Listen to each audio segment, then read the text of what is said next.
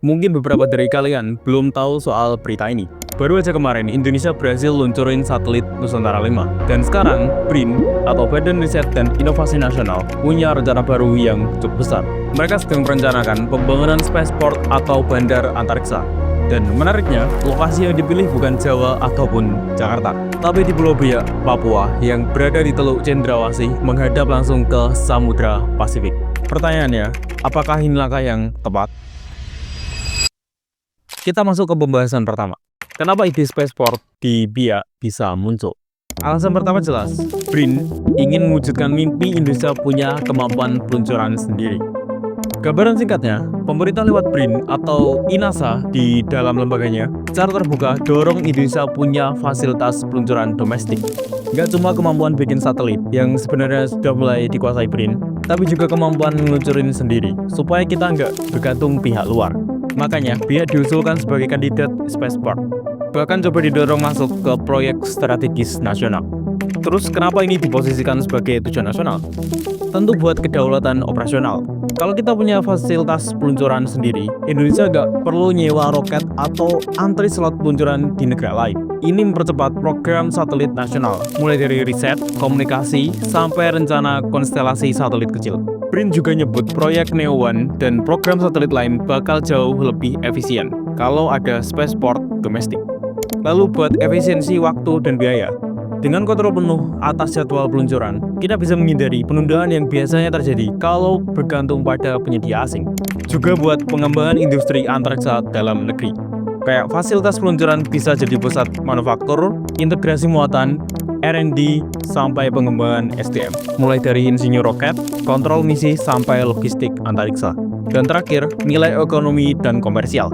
Spaceport ini membuka peluang Indonesia jadi penyedia jasa peluncuran untuk pelanggan regional dan komersial. Impact-nya jelas buat ekonomi negara.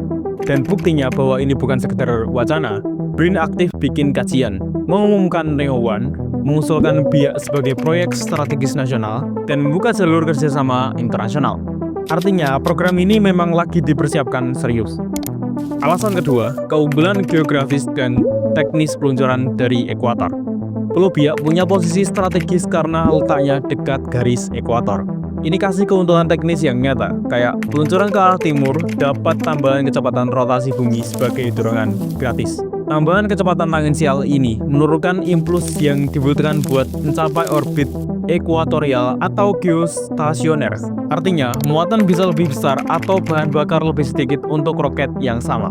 Dan ini juga alasan kenapa banyak negara memilih spaceport yang dekat ekuator. Selain itu, posisi laut terbuka di sisi timur Biak membuat area pembuangan booster atau drop zone lebih aman. Risiko jatuh ke pemukiman jauh lebih kecil, meskipun tetap butuh perhitungan detail, kayak mencakup jalur laut atau jalur darat. Alasan ketiga, ambisi Indonesia masuk ke Liga Antariksa. Targetnya bukan cuma ngeluncurin satelit lewat kontraktor asing, seperti yang selama ini banyak dilakukan, tapi menguasai seluruh rantai ekosistem antariksa, mulai dari desain, manufaktur satelit, kendaraan peluncur, fasilitas peluncuran domestik, kontrol misi, sampai layanan data dan aplikasi hilir.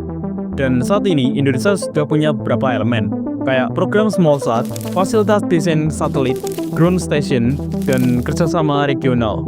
Tapi kita belum punya kendaraan peluncur orbital nasional yang sudah terbukti dan belum punya spaceport operasional. Ini yang bikin kita belum bisa naik kelas ke level negara dengan kemampuan peluncuran independen.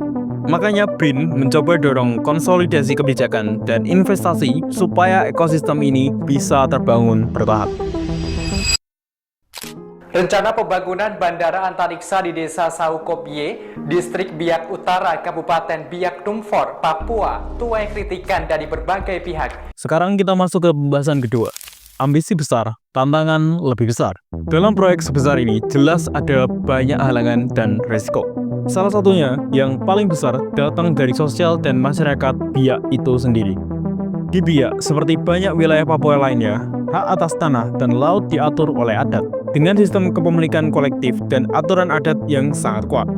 Karena itu, pembangunan infrastruktur besar yang memerlukan penguasaan lahan atau wilayah laut wajib menjalankan proses Free, Prior and Informed Consent atau FPIC.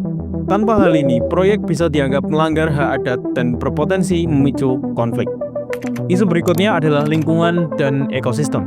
Kepulauan Badaido atau Biak Numfor merupakan area konservasi laut dengan terumbu karang bernilai tinggi untuk ekologi dan ekonomi. Ribuan warga bergantung pada perikanan terumbu sebagai sumber pendapatan dan pangan. Jika sampai terjadi pembatasan area laut untuk zona pembuangan poster atau jalur peluncuran, juga polusi suara, dampaknya langsung ke ekonomi rumah tangga dan fauna lokal. Tantangan proyek ini juga nggak hanya di Biak, tapi juga di lini lain, terutama soal pendanaan dan keberlangsungan industri. Industri peluncuran roket, mulai dari riset, desain, pembuatan roket, pembangunan landasan peluncuran, ground station, tracking, hingga operasi misi, butuhin modal sangat besar dan waktu pembangunan bertahun-tahun. Dan realitanya, pembangunan infrastruktur antariksa nggak ada yang selesai dalam waktu singkat. Di level global, kompetisinya juga sangat ketat. Pasar peluncuran saat ini dipenuhi pemain kuat, kayak AS, Rusia, Eropa, Cina, India, Jepang. Ditambah perusahaan swasta yang agresif kayak SpaceX, yang udah ngubah struktur pasar lewat teknologi roket reusable, nurunin biaya peluncuran, dan meningkatkan frekuensi misi secara ekstrim. Kesimpulannya, bisa dibilang Biak adalah peluang strategis nyata bagi Indonesia. Lokasinya di ekuator, ngasih keuntungan teknis yang signifikan, dan secara ekonomi serta geopolitik, proyek ini berpotensi bawa Indonesia naik kelas dalam industri antariksa. Tapi kenyataannya jelas punya tantangan yang besar. Gimana menurut kalian soal proyek ini? Apakah ini langkah berani menuju masa depan, atau ambisi yang terlalu cepat sebelum fondasinya siap?